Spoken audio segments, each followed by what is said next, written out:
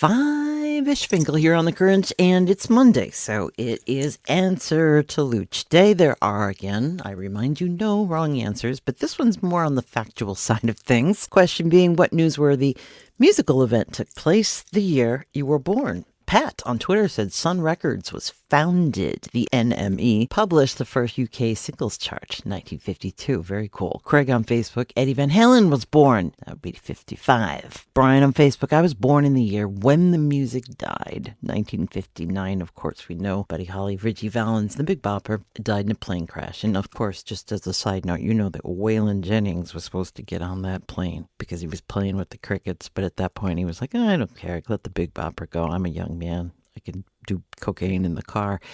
Whew, okay. Oh, same deal. Done. Brian, you guys should be friends. Buddy Holly died that year, 1959. 1960, M.N. Geller on Twitter said The Shadows released Apache. Marion on Twitter said Frank Sinatra formed Reprise Records. Huge. Mick Jagger and Keith Richards met at a London train station. The Beach Boys and the Zombies became bands. And then, on a tragic note, Bob Seger also started his career. 1960. Glasses Braces Dorco on Twitter. So the Beatles receive MBE medals from Queen Elizabeth. Sonny and Cher have their first #1 hit with I Got You Babe, 1965.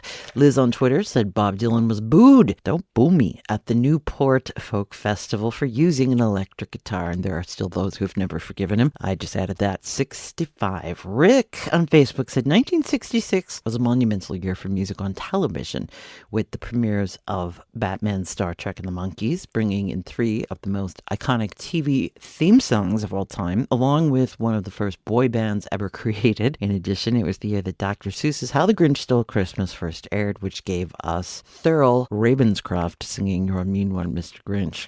Good one. LK on Twitter.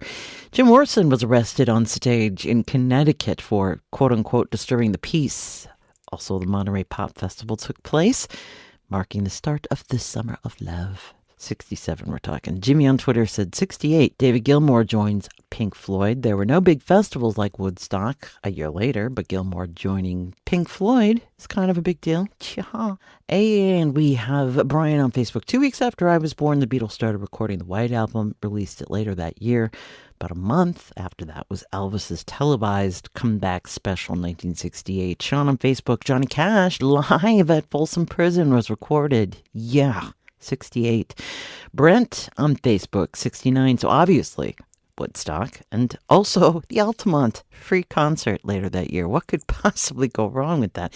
Oddly enough, there's no 1970, so I'll just add my own. The Beatles broke up. Dan on Twitter, Jim Morrison died 5 weeks after I was born in 71.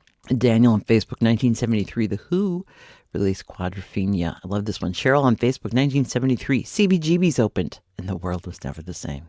I put that in. I'm sorry, I'm just adding on to your already great answers. Amy on Facebook, apparently 74 was considered the worst year of music. John Denver had the #1 album. Kiss debuted their first album.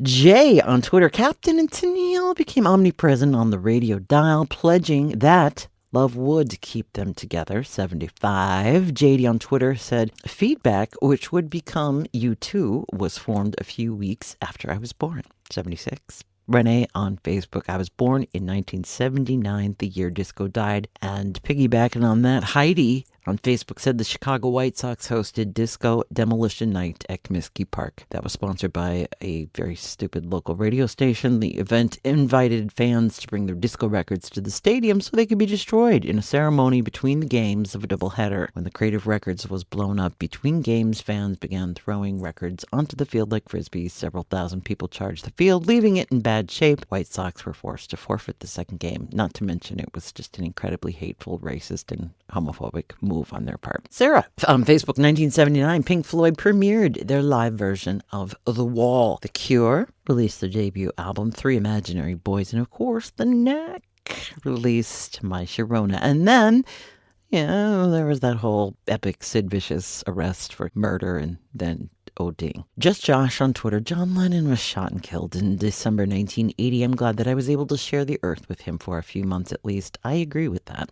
Jeremy on Twitter. All born in the same year as me. Beyonce, Justin Timberlake, Britney Spears, Alicia Keys, Pitbull, Johnny Lang, Brandy Carlisle, Josh Groban, and Jennifer Hudson, Natasha Bedingfield, Christina Milian, Amy Lee, Kelly Rowland, Brandon Flowers of the Killers, Keisha Cole, all born in 81. Jill on Twitter, Ozzy Osbourne bit the head off a bat in 1982.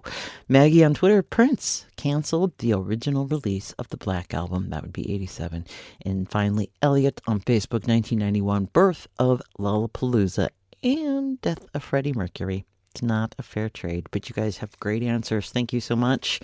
It's always to get a little insight into you guys, into what's important, what's going on. Big Pink Floyd fans out there. Like I said, no wrong answers.